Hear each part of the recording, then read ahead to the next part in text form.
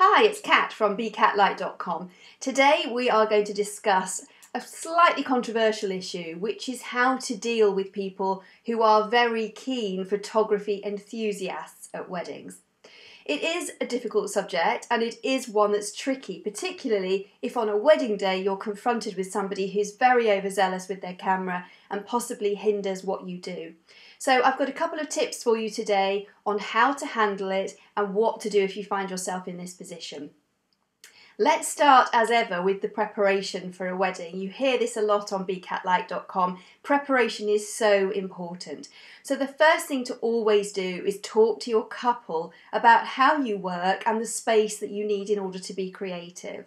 So by that I mean discuss with them the possibility of other people being there with their cameras and how you operate if you do find yourself in a position where you've got somebody who seems to be a very keen enthusiast right by your side. Very often couples will agree with you that they simply don't want the paparazzi to be present on their wedding day anyway.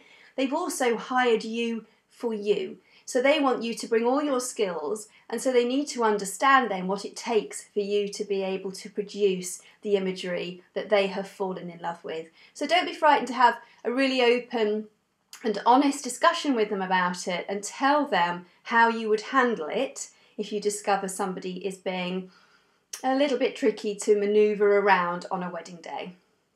So, one of the important things to consider here is what to do if another professional photographer is at a wedding. In my case, I have it very clearly written into my contract that I'm to be the only stills photographer on a wedding day. So Cat Heppel Photography, whether that's me alone or me and an assistant, are the only stills photographers to be present taking photographs. What I have always worked out is what I would do in the case of another professional suddenly turning up. It's really unlikely again if you've had the conversation with your couple, but it does happen, and I have been in a position once or twice where wedding guests have turned out to actually be professional photographers, and then they've gone on to take pictures which they've then put their logo on and put all over social media. So it is a difficult one. It doesn't happen very often, but again, the key here is to be prepared. So if it isn't in your contract, put it in your contract, and again, discuss with your couple what would happen in the instance of another professional photographer being present and clearly taking photographs for their portfolio. I know some photographers are very clear about this. They would down tools and they would stop working. You have to decide for yourself how you would go about handling it. The key here is to cause minimum stress to the couple primarily, but also of course to you as well. So have a strategy, have it in your contract, and have the discussions. Now let's talk about the keen enthusiast, probably someone you're more likely to come across at a wedding. Somebody who's got a passionate hobby about photography and who turns up as a wedding guest so excited because they've got a fantastic camera and this is their chance to get great shots. It's a wedding day and they are guests and they are perfectly entitled, of course, to bring their equipment with them and to take photographs. The key here is whether it intrudes and affects how you are going to work. So there's a couple of things you can do. One is to discuss with your couples the idea of an unplugged ceremony. This is becoming more and more popular now in the UK. It's already quite well known across the US. Couples are starting to see the benefits of it for them, but also for their photographers as well. This is simply where the couple ask their guests during the ceremony to keep their phones and their cameras in their pockets and in their bags. In other words, for you, the photographer, to be the only person taking photographs at that time. This can work really well. It can stop them leaping out into the aisle as the bride arrives or as the couple exit, and we've all been there. And it can also help the couple feel more relaxed because they don't feel that the paparazzi is there snapping away all through the vows and perhaps making them feel a little bit more uncomfortable. Very often couples love this idea and they'll pop something in the information about the wedding that might say that, or they might ask the person that is officiating over the wedding to make that announcement that says simply, the only photography during the ceremony is to be from our professional photographer. That can really help you. The other thing to think about on the day is the fact that it isn't naturally a full shoot for you to control. There are elements of the day that you can have some effect over, some control over, but certain moments you just simply can't, and those are often the moments when people are going to grab their cameras and jump out with their iPhones and sometimes even their iPads. So sometimes you do have to accept that people will get in the way. They don't mean to, but they will. And I think it's down to you really to work out how important that shot is to your couple, and how much in camera you can work around these people that are getting in the way. A classic one is as the couple exit from their ceremony, and naturally everybody jumps into the aisle with their cameras and iPads and goodness knows what else. It becomes quite difficult to get a really beautiful, clean shot.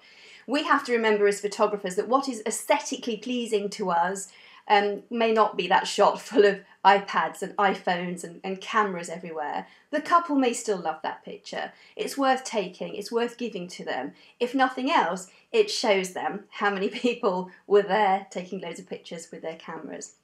So accept that to a large extent you can't control every element of the day, and there will be times when the cameras are likely to get in the way. One of the things I do with my portraits, this is really important, I like to take my couple away from the madding crowd and take them off, and we do our beautiful portraits together. Not least because that's how I create the intimacy. But naturally, people with their cameras are desperate to get those gorgeous pictures of the bride and groom together and then rush off and put them on Facebook. So at the start of a portrait session, I quite often set up a shot that I just invite guests to take. So I'll create a beautiful shot of the bride and groom, looks very lovely, somewhere gorgeous, and just let people go for their lives. Let them take the shot. They all rush off then, really happy. They've got that beautiful shot that they want to be able to share with their friends and put on the mantelpiece. And it allows me then the freedom to take my couple away. That individual time with them is really precious to me, and I'd encourage you to keep that time precious for you too with your couple. So I will take them away, far away from everybody else with cameras and phones, and anybody that tries to tag along, I just politely say that this is just time for the couple alone and me, and hopefully that works and people don't come. I have had somebody turn up with a full professional kit to a first look once, and that was quite interesting, and I've had some other examples where people have come along, tagged along because they're desperate to take pictures. So in those instances, normally a quiet, polite word really works and people understand. So always try and approach it that way. In general, we go back to these points now. In general, really just be very conscious that people are wedding guests. Don't be rude.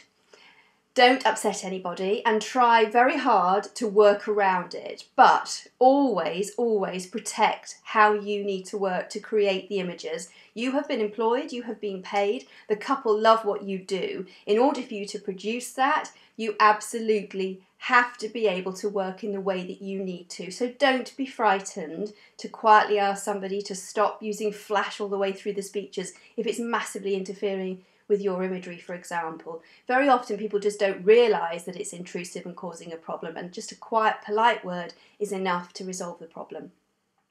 I hope that these are some really good, useful tips, particularly if you've got weddings in the weeks ahead. Try and put them into action and see how you get on. Thanks for watching, and I'll be back soon with some more tips for you.